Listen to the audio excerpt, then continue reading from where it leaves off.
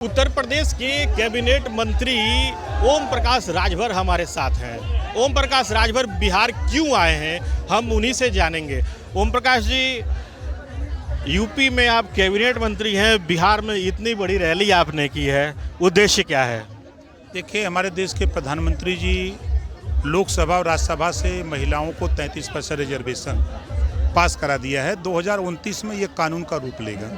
तो हम ये जो गरीब, कमज़ोर, वंचित, शोषित, पिछड़े, दलित, अल्पसंख्यक हैं, इन महिलाओं को हम इकट्ठा करके इनको हम ये बताना चाहते हैं कि जो आपकी बहुएं पढ़ी लिखी हैं, जो बेटियां पढ़ लिख रही हैं या जो नहीं पढ़ी लिखी हैं, उनको राजनीति में ले आओ और माइक पर बोलने का तरीका उनको सिखाओ, ताकि 5 साल के बाद जब वो कानून बनेगा तो फिर हमारी बहन बेटियां चुनाव लड़ेंगी, वो जीत करके जाएं तो सदन में अपने हक अधिकार की बात करें।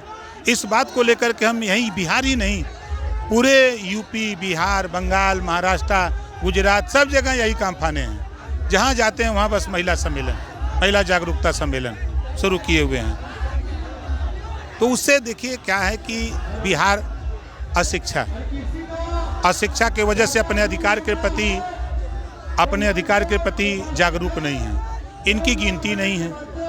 अब आप भी महसूस किए होंगे कि जब आप लोगों को निमंत्रण दिया गया तो ये गांव में हम आपको बुलाए होंगे, तो आपको लगा होगा कि नेता तो बुला रहा है, लोग आएंगे कि नहीं आएंगे।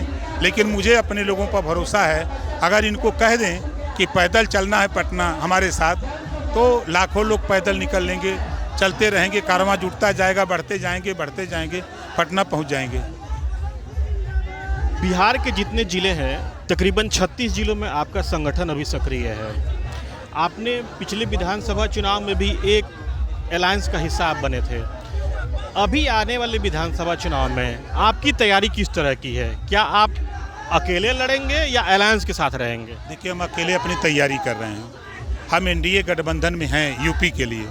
बिहार में अगर वो गठबंधन चाहेंगे तब तो करेंगे। मतलब आपकी तरफ से दरवाज़ा खुला है गठबंधन के लिए? बिहार से दरवाज़ा खुला है।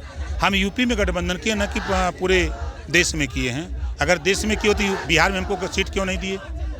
तो हम स्वतंत्र हैं, वो चाहेंगे तो करेंगे, नहीं चाहेंगे तो हम कहीं भी कर सकते हैं। बिहार में 4 विधानसभा सीटों पर उपचुनाव होने हैं। आपने 2 सीटों पर अपने उम्मीदवार भी उतारे हैं, तरारी में और रामगढ़ में। आपको क्या उम्मीद है? देखिए, हमको ये उम्मीद है कि हमारा जो वोटर है, जो हमारी विचारधारा से प्रभावित है, वो हमारे साथ खड़ा होगा और एक इतिहास रचेगा। एक ज्वलंत मुद्दा है बिहार में, जो आए दिन अखबार की सुर्खी बनते रहता है, और वो है शराब।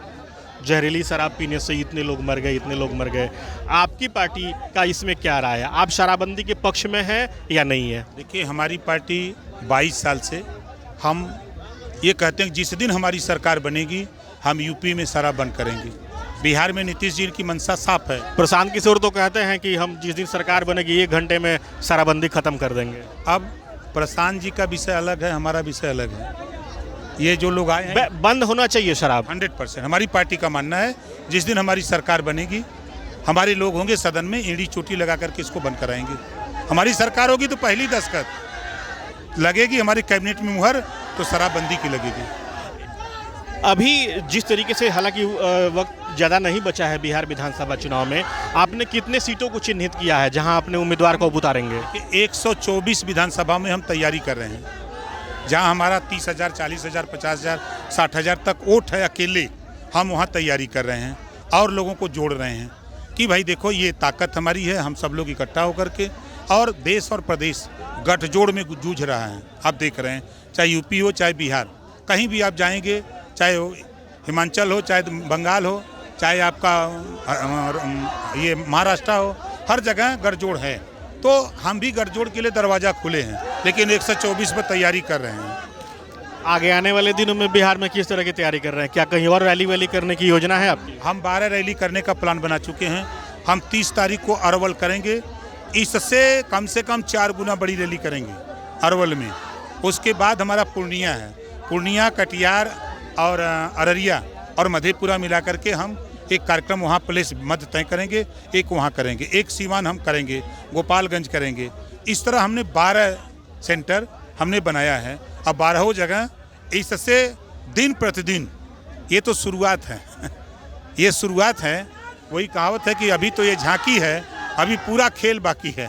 बिल्कुल। तो देखा आपने कि जिस तरीके से ओम प्रकाश राजभर ने बिहार की राजनीति में किस तरीके से अपनी तैयारी कर रहे हैं, उसकी पूरा खाका उन्होंने यहाँ पे खींच दिया। देखना दिलचस्प होगा कि अगले बिहार विधानसभा चुनाव में ओम प्रकाश राजभर जब बिहार के मैदान में ताल ठोकते हैं तो उसका क्या और कैसे परिणाम सामने आते हैं। Sujit Kumar, TV9 digital, Patna.